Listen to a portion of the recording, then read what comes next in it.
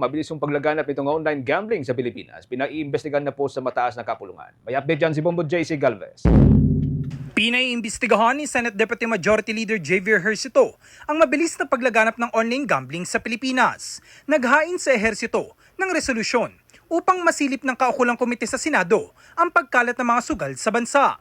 Sa kanyang resolusyon, binigyan din ito na naging laganap ng online gambling sa mga Pilipino, partikular sa mga minimum wage earners, overseas Filipino workers at maging sa mga menor de edad dahil mabilis itong ma-access gamit lamang ang smartphone at paglalagay sa mga e-wallet applications. Tinukoy ng mambabatas ang convenience, dulot ng mga e-wallet at digital financial services bilang isa sa mga dahilan kung bakit tila laganap ng pagkakalulong ng maraming Pilipino sa online gambling.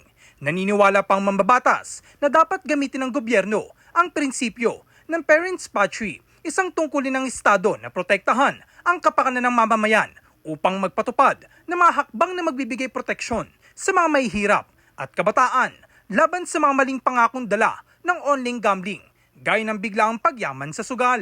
Dagdag pa ni Ejercito, mas malaking banta na ngayon ng online gambling kumpara sa Philippine offshore gaming operators na paunahing nakaapekto sa mga dayuhan. Sa kabilang banda, ang online gambling ay direktang umaatake at nananamantala sa mismong mga Pilipino.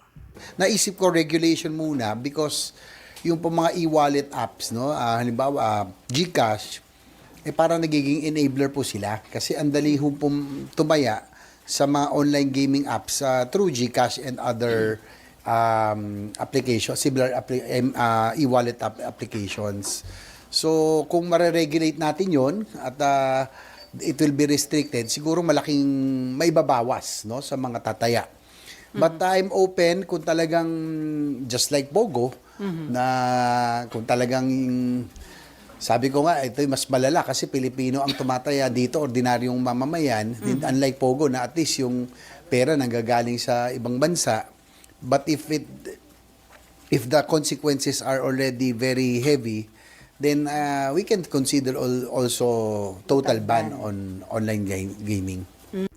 Una nang hinimok ni Ejercito ang National Telecommunications Commission na pag-isipang i-block ang mga online gambling site kapag may kahilingan mula sa mga individual o pamilyang nais iligtas ang kanilang mga mahal sa buhay mula sa pagkakalulong sa sugal.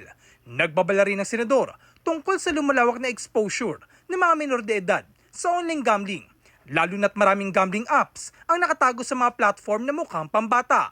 Suportado rin niya ang mga public education campaign upang palaganapin ang kaalaman tungkol sa panganib ng online gambling, lalo na sa mga komunidad na mas madaling matangay dahil sa matinding pangangailangang pinansyal. Para sa Bombo Network News, ako si Bombo JC Galvez, naturat para sa #1 and most trusted radio network in the country, Bombo Radio Philippines, Basta Radio. Bombo!